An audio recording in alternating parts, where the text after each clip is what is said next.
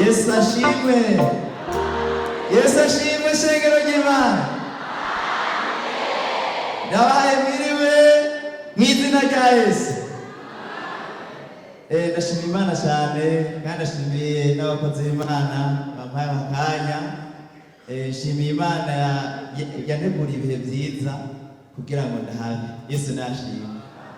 Je ndemeza neza ko ahantu hamwe n'ibyo maze kuronka nzohakura ibintu by'igiciro. Yesu nashimwe. Umurongozi arabizi, hariho benshi batashoboye kuza. Jewe maze kubona ndimo hari ikindi kintu cashatse kunsivya.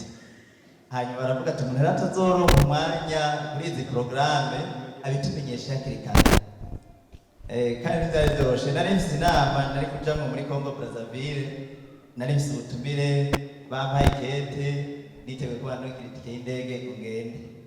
Hanyuma ndashikira umurongozi ndamubwira nti jewe nuko nca nguma ngaho nyene nguma ndabisengera nti Mana wewe urafise uzobigenza.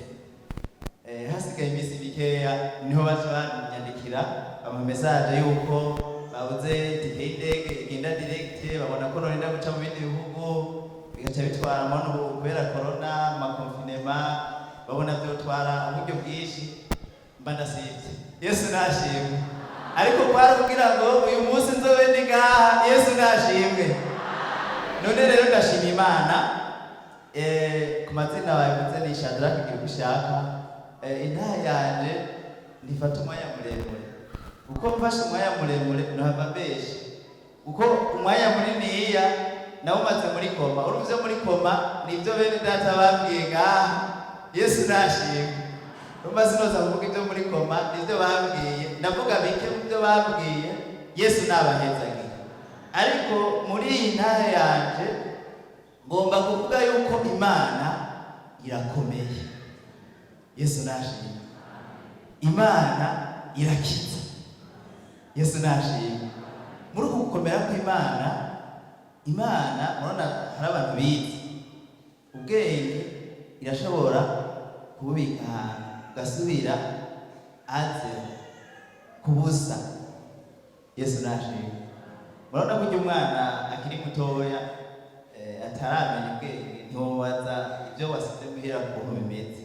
Natwebwe twize n'abize menshi kunsumvya, Imana ibishatse wosubira musi hajye urya mwana. Yesu nashimwe. Hanyuma kandi bishatse irabigusubiza.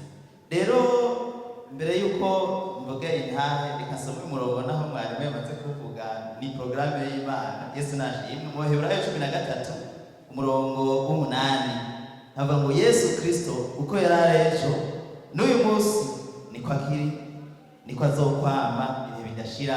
Amen. Yesu Kristo uko yarari ejo n'uyu munsi niko akiri.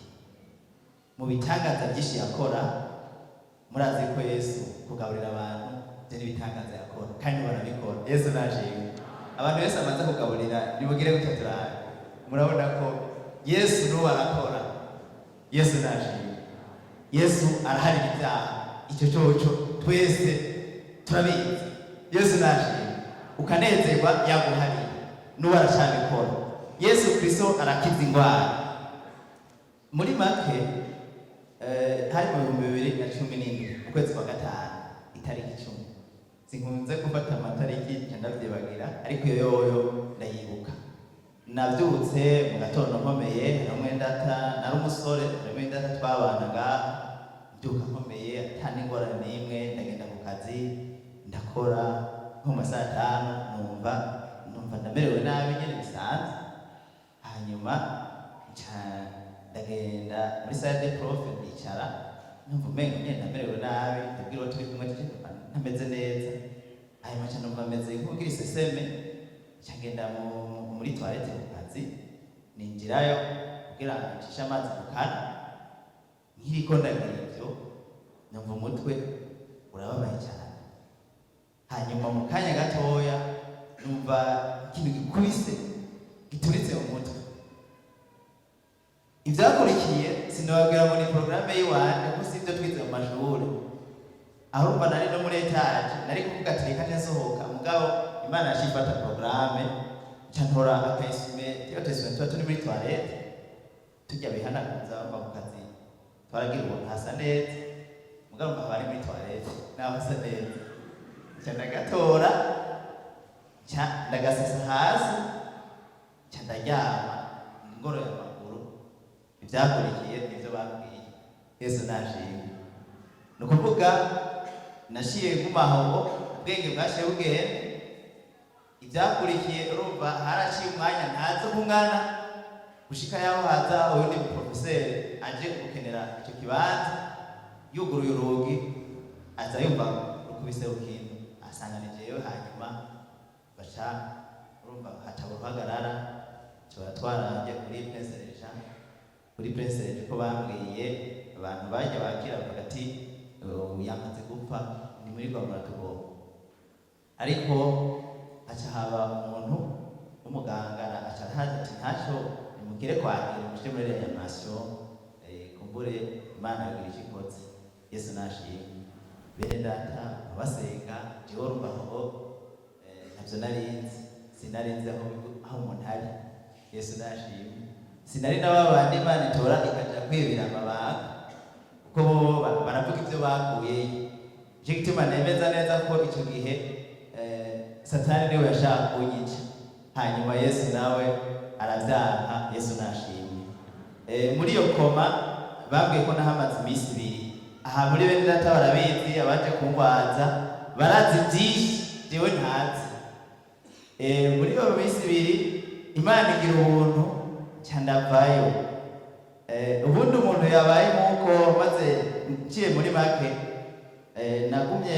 mfise ububabare mu mutwe mbabara cyane hari umwenda ngaha twararana akansengera mbabara cyane rwose mpereza umutwe cyane hanyuma muganga asharanyandikira ko nje kugisha scanner ucandagana muri scanner muri Kira hospital muri Kira scanner barayigira baca baramasede bayishize muri ordinateur ndavye ukuntu muri servo hameze Yesu nashimwe ni umere cyubahiro Imana Yesu nashimwe no kuvuga hariho udutsi mu mutwe twari twapasutse amaraso araseseka muri servo nuvuga servo yari dengereye mu maraso kuri yo sede narabibonye rero ayo maraso niyo yatuma mbabara cyane Yesu nashimwe hanyuma muganga nkaja kuwundi muganga umuneroshirije nkaja no kuwundi rero Satani ashasha rero mu baganga urazi ko abaganga ari beza mugabo ashobora kubacamo bakavuga ibintu birandura umutima nsubiye inyuma gatoya murumva ko nari nkora akazi inasenze Imana namufasha turavugana na pasiteri andongoye mu bikorwa hanyuma ndiko negura mariage muhira babizi icyafatwa muri ubwo buryo hanyuma ngiye kuri uwo muganga umwe acarambwira ati ngaha genda muri scanner naho ngiye muganga acavuga ati wewe icyo mbona cyoba cyiza wogenda kwivuza hanze Buraya ati mu Rwanda bageze muri Kenya mugabo cyo mu Buhinde ati mugabo byiza je no banokubwira mu Birigi hari n'umuganga ameze neza cyane Yesu amuhezagire acarambwira mugabo arandemesha ati aranyandikira umuti genda ufate uyu muti zorawufata buke kumvise ubabaye hanyuma aya maraso azoza arakamuka buke hanyuma ubabare buzoca buhera kandi icyo yabwiye ko byagenze ndafata twa tunini iyo mbabaye hanyuma ya maraso ko yakamuka haciye iminsi indwi ububabare butera bugabanuka ububabare burateba burahera ariko mbwira yuko ndondera komisiyo medicale kugira urupapuro rutuma umuntu aja kwa muganga kwivuza hanze canja muri process yo kurondera nikoroshe kuronka kubera n'abaganga bajya ba specialist nka babiri canke batatu baja hamwe bakiga bakabona ko ukwiye kuja hanze bakaca bandika umva bicakure hariho umuganga bagutuma hanyuma bakaca barondera iyo ekipe y'aba specialist kuri iyo ndwara bakaca biga bakaca bavuga ati uyu muntu nibyo bakaca basinya urupapuro kaburose komisiyo medikale. Yesu nashimye. Hanyuma subi inyuma gatoya, ubundi muganga natanga kujako niwe rero yabwiye ibintu by'icaputi, aca arambwira kandi abivuga. Hariho mushikanje ya umugenzi cyane wa madame, umva madame yatwaye tukiwa fiance, aca aramubwira ati uyu hamwe iyo babara cyangwa akanezerwa bizoca bigaruka. Murabyumva bene? Ni ukuvuga hari umuntu ababara kuri mariage, hari umuntu ababara kuri mariage. Byumvikana ko yaratanze information nawe bagira mariage bizoca bigaruka kandi arashobora gupfa. Yesu nashimye. Nkiri ngaha no tekereza impanuro rwaruka abasore n'abigeme, hageze ko bubaka mbere hataranagera uzosengere urugo. Yesu nashimye. Kuko ntibyari byoroshe ko eta narimwo n'ibyo bamvuga ko madame yonyemera. Yesu nashimye. Hanyuma nca ndagenda, mugabo haciye umunsi subiyeyo, Imana yari irakora, azamona ndiko ndatambuka. Misanzu cyari gitangara kuko muganga yabwiye yuko ibyo byo mutwe yari AVC, ni accident cardio cerebral. Iyo AVC rero ibintu byatangaje abaganga. Ubwa mbere imyaka jewe nari mfise imyaka mike, ibiro ntibyari byiyongere ku nari mutoyo. Basanga barapima ayandi mafacteur de risque cyangwa izindi ndwara zituma umuntu agira iyo AVC, basanga nta na kimwe ngwaye. Baragira ama hypertension, ama diabete, barapima indwara nyinshi, basanga mu busanzwe ibintu byotuma umuntu agwara AVC nta na kimwe byofise. Hanyuma ikindi cyabatangaje, umuntu yageze AVC akaja muri koma, ntashobora kuvayo, avayo yabaye paralize cyane hari ikintu cyoronekaye. Rero ambonye niko ndatambuka, aca aravuga ngo wa mugabo ngo ariko aratambuka, nanje ndahora. Yesu nashimye. Yesu nashimye. Hanyuma rero bazogirisha ama examen, bakantuma komisiyo medikale ndayirondera, mugabo canja mu kibazo. Ubu nariko ntegura mariage kandi n'ibyo bya scanner no kugwara ntamamera menshi. Hanyuma harano nayo naroreye inka, umuntu acarigira arahunga atanambwiye. Ni ukuvuga ibintu byose nari mfise byo gutegura urubanza, zaba izo nka yaba yarahise kuri konti biraheze. Hanyuma cyamba ahantu mpindukirira Imana. Urumva bavuze ko ngwaye bishobora kugaruka inyuma y'umwaka umwe cyangwa ibiri, kandi bikaza ari bibi gusumba bwa mbere. Hanyuma cyanje imbere y'Imana ndavuga none Imana jewe nje kwifuza hanze bya mariage by'ubwo ntabwo gukora mu ko nabona ko bidakunda. Mugabo cyane Imana. Yesu ashimye. Imana yacu irumva. Yesu nashimye. Cyakasenga Imana yomije ndagomba ndonke message kubw'ibi bintu menye icyo nkwiye gukora. Yesu nashimye. Kuko amajambo muri Bibiliya nkagenda mvuke mu nzeo wa Imana tuzi menshi muri Sunday twarayafata ku mutwe. Rero muri icyo gihe nari nkeneye message ivuye ku Mana mu buryo special, kuko ibyo yose wabwira narumva ko bidafata. Nsomye muri Bibiliya amajambo ajya kuremesha narumva ko adafata, nkumva nkeneye message ivuye ku Mana. Yesu nashimye. Ndibuka rero Imana igira neza. Ndibuka igihe kimwe ndabonye mwene data twamaranye umwanya munini, nuko umwanya ari mutoya nari kumuha akanya kavuga ibyo ntabonye, ariko Yesu nashimye. Igihe kimwe rero mu gatondo nza numva umuntu arantelefone. Yesu nashimye. Kandi ari mwene data ngaha muri korale, urabona ngaha hari imigabire nyinshi utazi. Yari mwene data w'umumama, njye ntabyo nari nzi ko izo ngabire ndazimuzi.